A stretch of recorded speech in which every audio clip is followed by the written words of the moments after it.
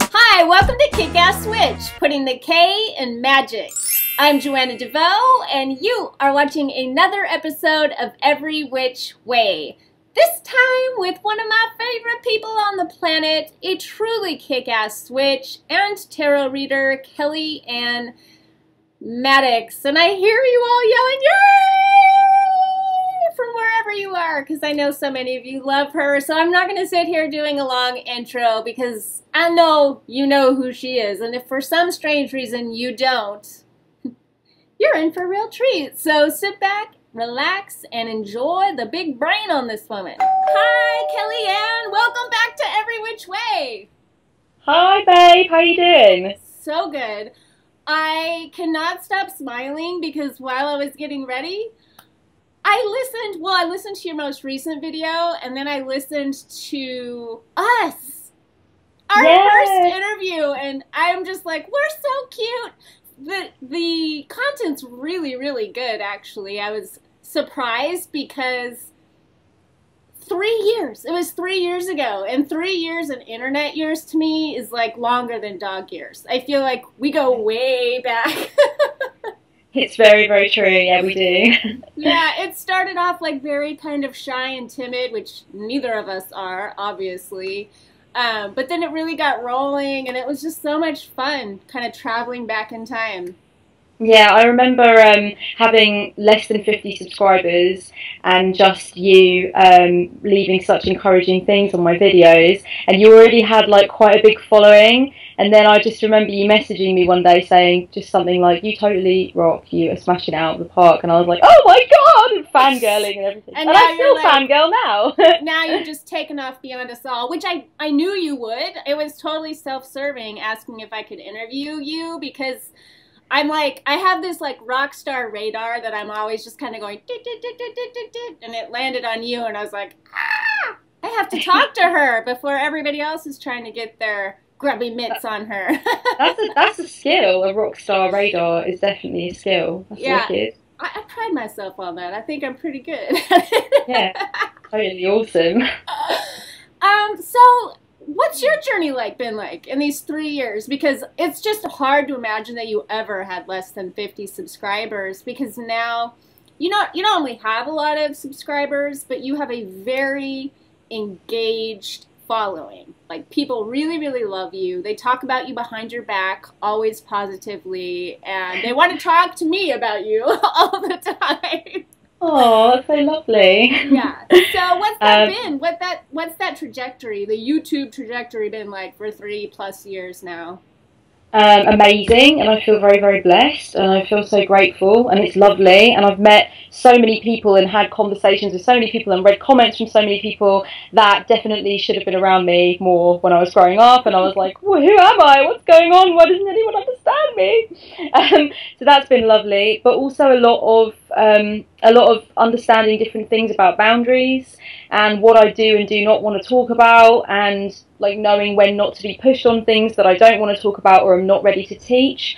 So that's been a big thing. And another big thing has just been working out kind of where I'm comfortable creatively and playing with new stuff. Like, you've played with the radio show and totally found like that's just part of your element, and I kind of started playing around with SoundCloud, and I was like, I like to make audio without any images as well. Like, it never occurred to me why that would be different before until I tried it for myself. So it's been about learning about different mediums, and it's been about having weird times with my blog where I didn't want to blog and feeling like pressure, and then times where I was so into it and I was blogging every 5 seconds, and then it's just trying to find which platforms work and not feeling guilty if I don't always keep up with everything. Yeah, I relate to every single word of that. Those are real things. So anyone thinking about getting into this business, it ain't easy. It's fun, it's rewarding, it's deep, it's awesome, but it ain't easy. Especially when you're managing a lot of things, a lot of people. You want to answer everybody because they're so nice, and then you know, that's a learning process for sure, learning how to like let that go. Yeah, totally. I know that you've been through the exact same thing as well, especially with YouTube comments. because there comes this moment in your journey where you just have to go, I am not magnanimous and this is silly. I have to stop and hope that people appreciate that I have read and I appreciate, but I can't physically do it. And I know you've had that same feeling of like, but I want so much to have 3 brains and 8 arms, but I don't. Horrible. Are your readings, your tarot readings, are those still written? I do Skype readings as well now. Yeah. Do you have a preference? No, you know what? I remember when I first started offering Skype calls, which I did because some people said, do you offer them? I prefer them. When I first started offering them, I remember like when I was going through the scheduling process with clients, I would try and schedule for as far into the future as possible. It was like I was in resistance. I was like, do you have any time 2 weeks from now? Which doesn't make any sense, because who the hell wants a tarot reading 2 weeks after you book it? But I remember there was resistance there massively, like, because I'm so comfortable with written format, so comfortable, and it is what I do. But now I love it. I'm like, hey, I'm free this afternoon. If you are, like, let's do it now. And I just jump right in. So now I don't have a preference. For a long time, I was like, really, I reckon for about the first 6 months, I was offering Skype because people were asking for it to the point where I couldn't really kind of ignore that anymore. But I definitely preferred written, whereas now I just jump right in and I just love it now. Are those video or audio? They're audio video. There you go. Yeah, but yeah. So on Skype, and people can record it if they want. Like, they can record the audio, or they can record the audio and the video. Although God knows, my clients that have me for Skype readings sometimes do see me in a state that I don't normally appear on camera, like in the middle of the night or just chilling in my pajamas, like in the evening. Definitely a lot of clients that have had me for Skype readings have seen me with no makeup, which is cool. Like, it's almost like it's very intimate like that. So that's cool. I like that a lot. Yeah, yeah. Here's a question, a big one, a juicy one that I think a lot of people would like to know. What's a work day? Like, what's a day in the life like for you? Because I know you do the blog, you do those SoundCloud recordings. You're pretty prolific with the video making, and then you have to manage the social media, and then of course do the readings that people are buying from you. Yeah, it's actually like, I wish I could say I run a really tight ship and everything's totally arranged, but actually it's not so much. Like, I find I have to pull myself up on certain things that have been going by the wayside, and that's a cycle of like, oh, the blog's gone by the wayside for a week, I need to sort that out. Oh, social media is getting a bit out of control, it's 99 plus notifications on Twitter, I need to sort that out. So there is a little bit of that. But in terms of how my day goes to ensure that I deliver my readings, which are paid for and need to be delivered, I get up at a set time every day. I have my morning routine, which is a non-negotiable hour and a half of me, no laptop, no nothing, meditation, running, journaling, or like recording my dreams, whatever I feel like doing. Then I start my day at 10, and then I work through until lunch. And then I have a lunch just like you would in an office, because I just find like if I don't do that, then things get pretty Netflix and chill around here, and that's just not what you want. And then I go into the afternoon, and I normally work through until about 6 o'clock in the evening. Then I only do emails for about an hour. I try and get in what I can. Of course, anyone who is, if it's a business query, if it's a proposal, if it's a client, of course I'll get to them.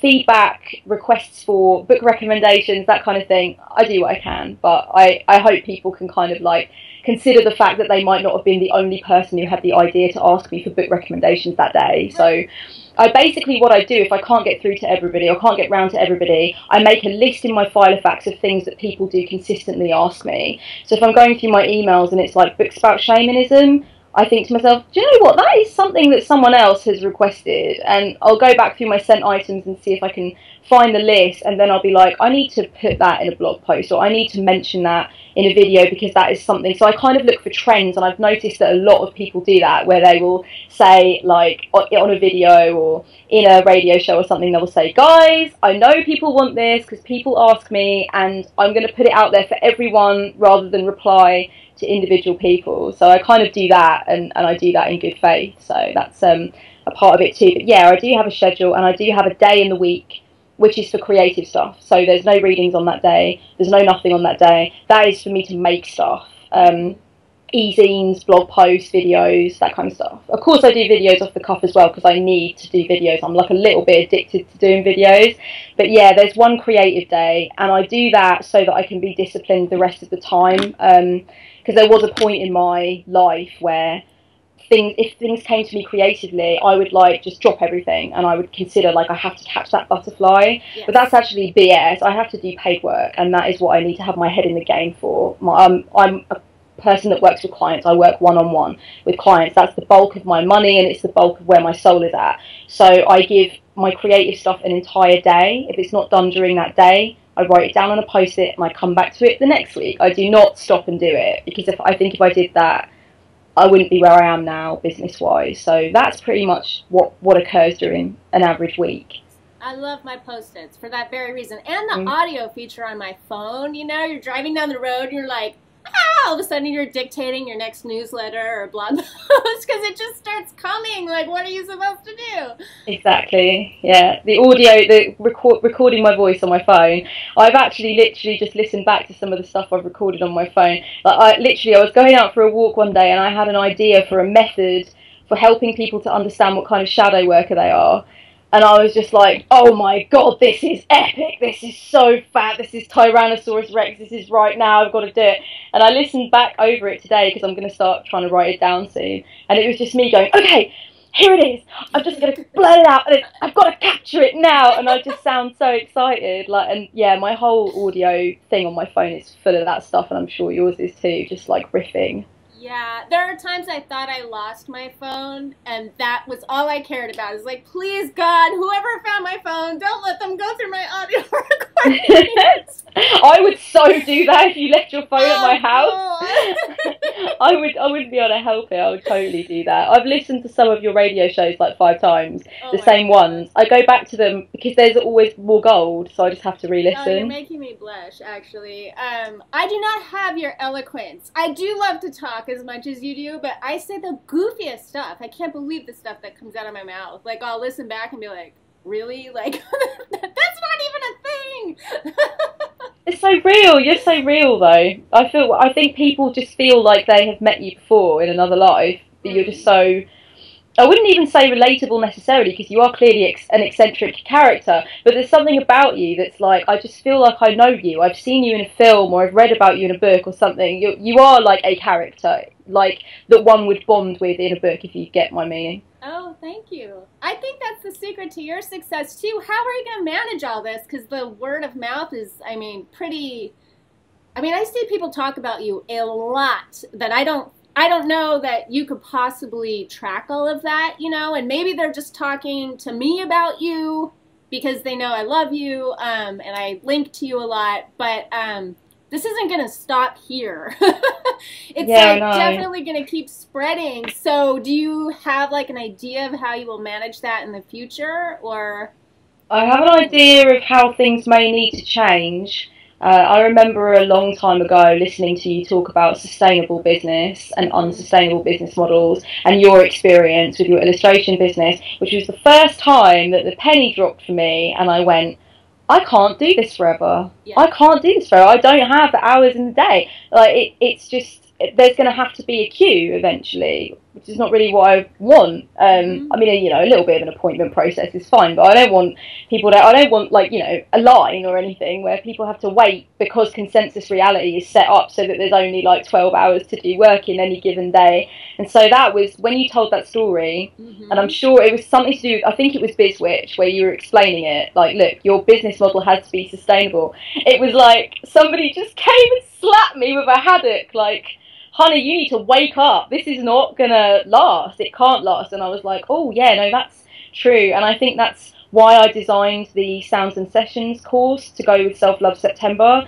to see if that would work, because that might need to be more the direction that I take things in, where I create things that are lovingly made, but are made for more people at one time. Yeah.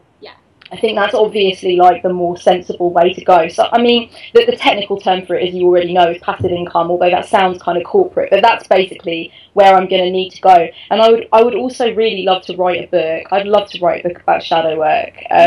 I've written some essays and stuff, But now I'm thinking, like, God, I'd love to get a book. I really don't know who would touch it, because it might be a little bit surreal and dynamic, but I've got stuff to say about it. I'm passionate about it, and I love to write. So I think that will come out of me at some point. And you know what else I'd love to do? I'd love to do some tarot retreats. I've fantasized about it for quite some time now. Like, the idea of being in a room with people and path working together, you know, and trying to, like, connect with each other's thoughts and create a more dynamic portrait of the card, or, like, get underneath the archetype of each card. And I just totally love that idea. I don't know how or when that would make sense, but I love the thought of it. So that's kind of, I guess, where I think I'm going. But yeah, when you said before about that people talk about me, for a long time I didn't realise this, and then one day somebody emailed me an article that somebody had written for a online style magazine about my personal style, and I was like, yes. What the hell is going on? And I was so shocked, and I didn't know whether to laugh or, like, I didn't really know what to do, and there were just photos of me all over this website, and I was just like, what? I wear dresses, I have to wear something to cover my nakedness. But yeah, it was totally just, my style was being described, like, really intricately, and I was like, wow, that's something. So that kind of woke me up to it a bit. You have a really distinct style that perfectly suits your personality and the way you look, and I have no doubt if you could clone yourself, you would have an amazing YouTube like style channel, you know, where you're just like, look at my purple lipstick today, and these awesome horn-rimmed glasses, and this funky sweater. It could have gone that way, because before I did anything to do with the Four Queens, I had a fashion blog. Well, I wouldn't call it a fashion blog, it was a style blog, and I ran that for about 3 years, and that started to get quite a bit of traction. People started to send me things to wear on the blog, so that went quite well. I clearly am really into the internet. As soon as I found out about the internet, I was bang on it, and my stepdad found out before everyone else, so I was using the internet before most kids at school knew what it was.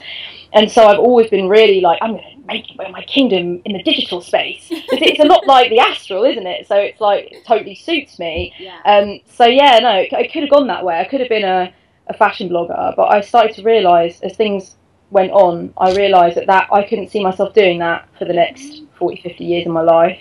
I'm still very inspired by style, and I love style, and I love what's going on in fashion and all that kind of thing, but I personally couldn't see myself just talking about that for the next 50 years, whereas, like, talking about what I talk about now with what I do now for my business and for my creative pursuits, I think someone's going to have to put a pillow over my face on my deathbed to stop me talking about that.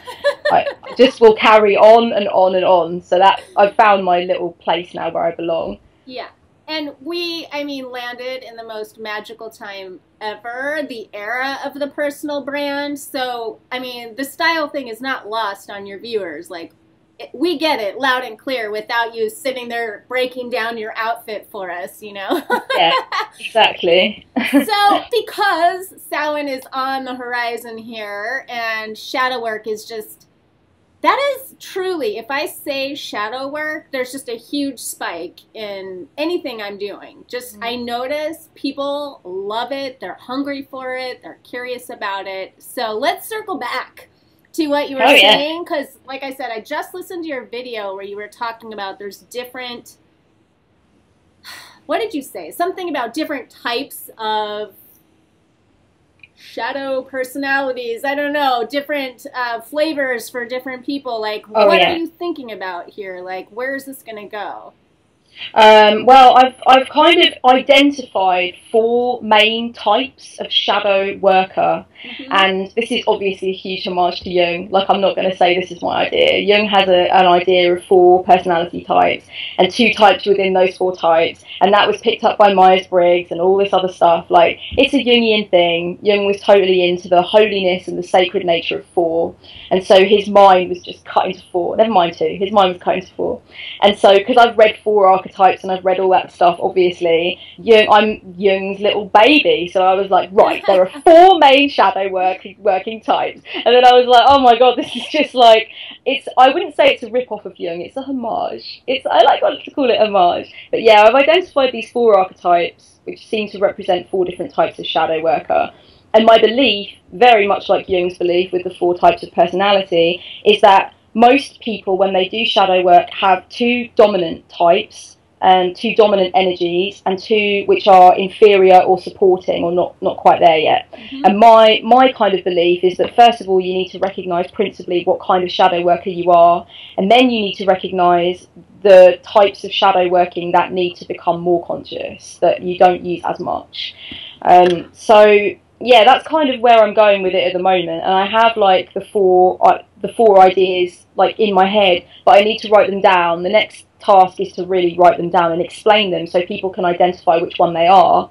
And the reason that this came about was just because, although I've received quite a lot of praise for the way I explain things and break things down with shadow work, I think a lot of people, like, I don't know what it is, but a lot of people just, even when they're given the techniques and they're given the ideas, they do not personally know what is going to help them. And I think that they would rather have more of a like a flow chart to go through, so that they understand what type of person they are and what it is that they actually need. Like, I think it's kind of a bit simple and a bit overarching to say, well, you could do dream work and you could do tarot and you could do this and you could interrogate the shadow, or you could do this, or you could do meditation, and but I think people are just like, look, I don't really know, I can't do all of it, and I don't really, help. Right. So I'm hoping that this is exactly, yeah, it's a way in, and I'm hoping that this is going to help. I'm also going to teach people how to map their own shadow, which is something that I do for clients. I have a process called the energetic shadow mapping process. I'm not doing it at the moment because I need to take a break from it. It's incredibly in-depth and it involves shamanic journeying. But I think that one thing that would be really good to give to people as a tool is to help them to create a map of their own shadow. Because I really believe that if you look at your shadow like a terrain and you make a map of that terrain, it is so much easier to be consistent with shadow work. This is the problem with shadow work, is that a lot of people can't be consistent. They start and they're journaling and it's great. They come up against something hard or icky or difficult to determine. They forget about it. They're onto something else. And then a year later, they're like, God, I really wish I kept up with that. And I think it's because it gets so tangled in your mind that you literally just can't fathom it. And my belief is that we need to make, like, police detectives. You know, when you see the shows of them and they're, like, investigating the mafia and they have all these photos of the 5 families and all these things connecting, like, all the threads together so they can see what they're investigating. That is the next step for shadow work. We all need to be doing that. We need to see a map of what it is that we're examining. Then we can go in each time and be like, right, I'm going to do mum stuff today, or I'm going to do career stuff today, or, you know, whatever. I'm going to examine my fear of death. I can see it all on this map. I know what I still need to deal with, where I still need to explore, and what I'm pretty much done with. And so I want to teach people how to map their shadow so they can keep at it, you know. That really brings to mind for me the moon card, like just the imagery on that typical like Rider-Waite-Smith, you know, with the path and everything's kind of in shadows and it's this terrain that you can explore. I think I'm a little bit of a shadow freak. I've really always enjoyed going there. Like, I love, like, ooh, look at that. I'm like a person baking a scab. It's like, that's amazing. What else can I find in there? I think that's a useful perspective to have, for definite.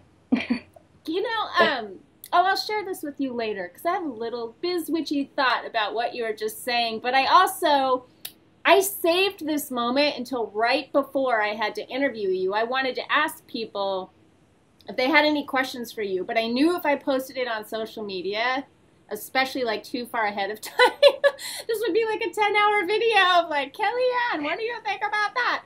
So I just like went in last night into this private group I lead. Shout out to the witches of the Psycho Spiritual Wheel of the Year. So we have 4 questions that I think are good. Would you be willing to answer them?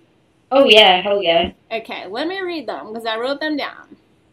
So Beth says, hold on, hard to read this. I've got your face in the middle of my screen. Okay, I've been reading about using a secondary tool during a tarot reading, like the I Ching or runes, for further clarity. Mm-hmm. She's reading this in, To Ride a Silver Broomstick, I think, by Silver Ravenwolf. So I wonder what Kellyanne thinks of that. Also, I just got Kim's Tarot 101 book today. Oh, she's complimenting Kim Huggins. We all know. Oh, Kim hell Huggins yeah. is Kim is the one. But I don't know why I bother sometimes. Kim, you just do it. It's fine. She's amazing. I love her. Secondary tool with tarot. Yeah, I totally dig that so much. I'm all about combining and taking systems and experimenting with them and putting them together. I do that in spirituality, in creativity, in fashion, everywhere, and I think it's perfect. Like, if you'll excuse my French, I love to create bastard children. You know what I mean? Where it's just like I've taken these two things and I've combined them together, and this crazy demon princess thing has come out, and I love it. I think that's really, really cool, and I've definitely done that before. I've used runes and tarot together before. I've used tarot and bibliomancy together before, and I'm excited by other people doing that. And actually, I've already decided that in 2016 I'm going to purchase a few readings from people who do that, because I think that's really interesting, and it brings two different energies and it puts them together wonderfully. So that would be my answer to that question. Cool. Are you doing that for clarity? So are you doing a tarot reading and then you're turning to the I Ching or whatever for clarity or more depth, or are you just mashing it all up together in one big reading? I've definitely tried to do both. I think with runes, you can use tarot for clarity, and if anybody reads runes, they'll totally know what I mean by that. And sometimes that's just necessary because of the nature of them. It's not that they provide less information, it's the nature of the information that they provide. Sometimes it just needs to be anchored to consensus reality. You need to know where that arrow is pointing. So that is definitely something where I would say the key example of something where I've used a divination system, and then for clarity to understand exactly which aspect of my life it's pointing to, I've used tarot, and it clears it up perfectly. So there you have what I would call a primary and secondary energetic influence. So the primary is like the overarching, all-consuming, this is the energy flowing through it right now, and then in order to request, like, well, specifically where is this useful, or specifically where is this coming from, then you kind of implement the secondary energy, and the secondary energy will tell you, will highlight something for you or pinpoint something for you, so you can use the overarching energy and then you funnel it through this second divination system, and that works perfectly. Dude, I already told you I'm making a t-shirt for you called The Rambling Witch, but I just got another idea. Like, I don't use smart drugs. I am smart drugs. Like, what the hell, woman? I ask you one question, you're like... it's always so juicy and interesting. It's not just rambling. It's fucking awesome. Okay, let's ask you another question from Sarah.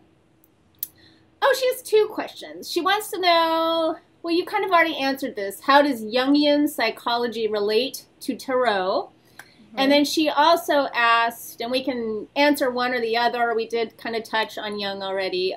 Do you have any tips for learning each card in a suit in order to move beyond strictly intuitive readings? Do I have any tips to move beyond, what was it? Move beyond... Like just strictly intuitive readings where you don't really have a grasp on what each of the card means. You're just kind of looking at it and going off intuition. Do you have any tips for learning like each card, I guess, in a traditional way?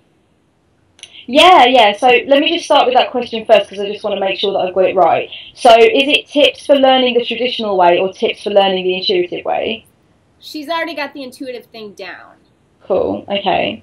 Well, in that case, I would recommend that first of all, you need to understand that because you've shaped your intuitive framework first, you're going to need to be like open-minded and find the bridge between your intuitive interpretation and what it says in the books, or what the universal accepted definitions are, because there will be parts where things overlap, and there will be parts where you're like, that is not what my intuition has been telling me, and I don't like that meaning. But you can find a bridge. There is a bridge, and they do belong together. The intuitive and the accepted academic definition, they do belong together. They can marry, but you've got to let them marry, and it might be a marriage of thunder in some cases, if you've done the intuitive thing first. Like, I did it totally the other way around. I did the book thing first, and then I added to it with my own stuff.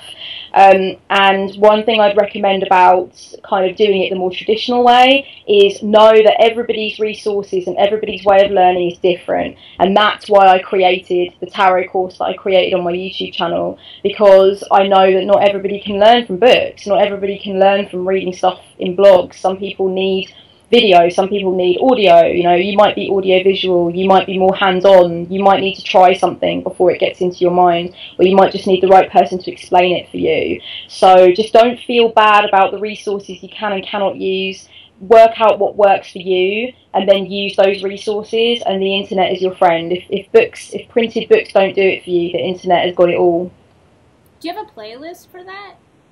For the tarot course? Yeah. Yeah, I do.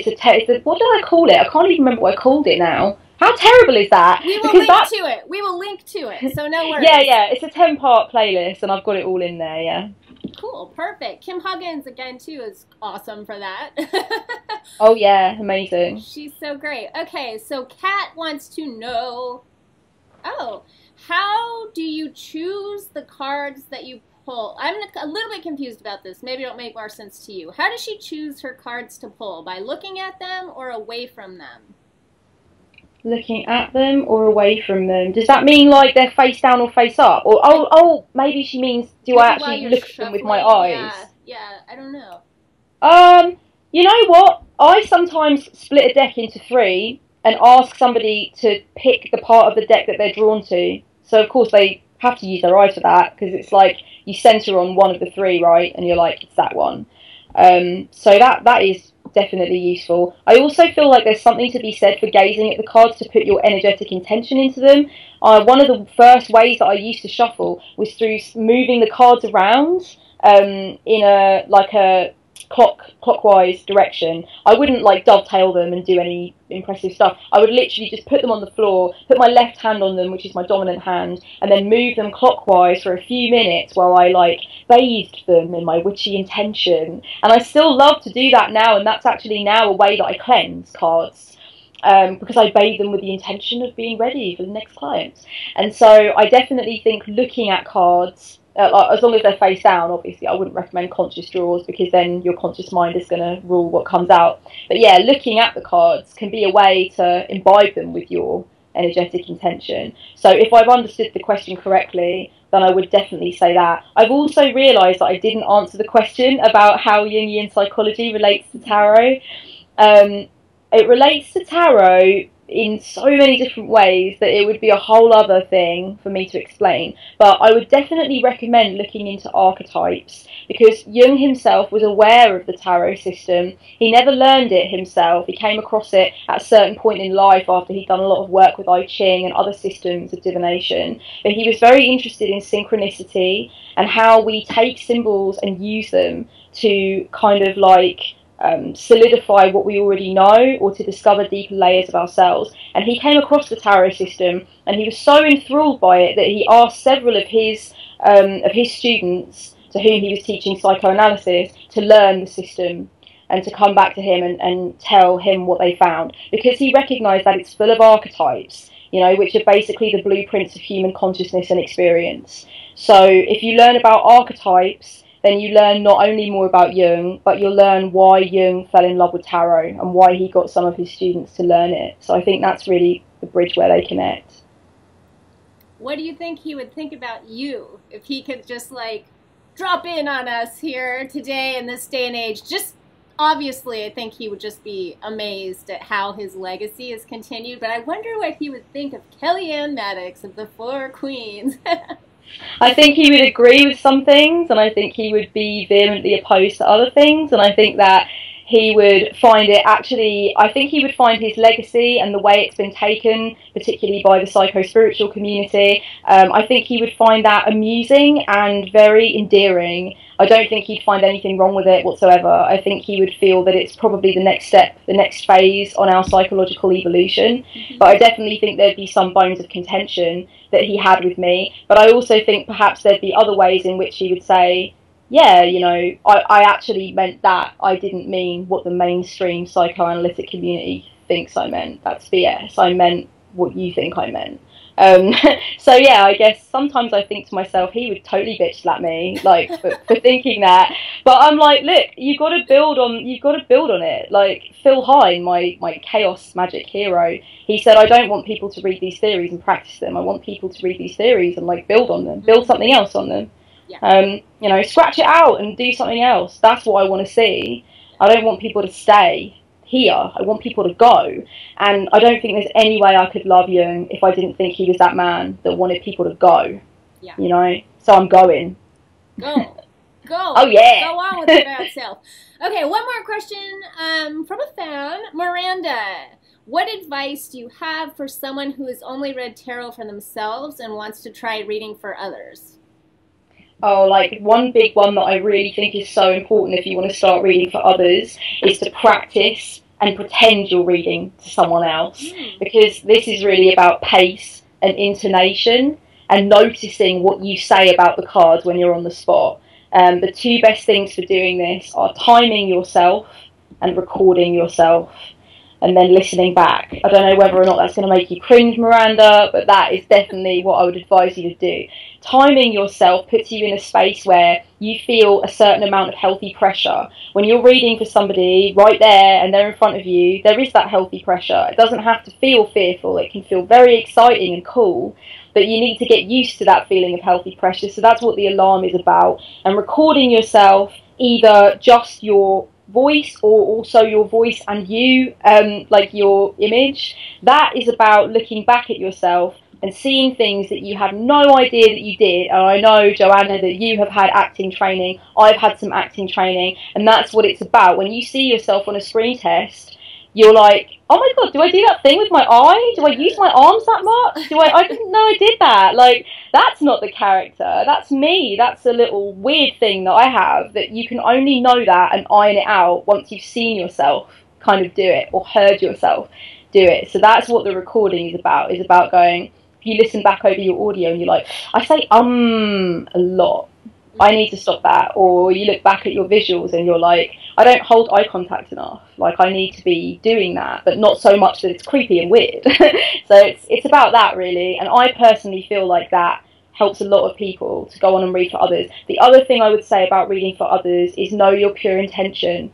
If your pure intention is to guide and to hold a torch for that person in that moment and to give all love and all wisdom and help that person to unlock their power, then you are totally on the right track. Like, you're the kind of person that needs to grab a tarot deck now and like read for people. Yeah. Awesome. Okay, let's end with my question that I always have to ask everyone, but I want to customize it for you a little bit because I've already had you on. So I always ask, what's, one tip for creating the kick-ass life of your dreams? But let's also, because everybody's just so fascinated by people who do what you do, maybe we can customize it a little bit and say, what's your one tip for creating the kick-ass life of your dreams online? So like this virtual, strange, like second life you have on the computer with friends and, like colleagues. It's its own world. It is its own world. And actually online, I spend more time in this world that you and me are in than I spend like on my personal Facebook profile. I'm just like, oh, whatever, right, go straight onto like they call it a fan page, but I despise that term, but the page where we do all of this stuff. Yeah, I'm straight on there. I don't even hang out in my personal online world anymore. It's all about this world. This world in many ways is more personal to me. So yeah, to create the kick-ass life of your dreams online, I would say, God, that's such an interesting question. I love it.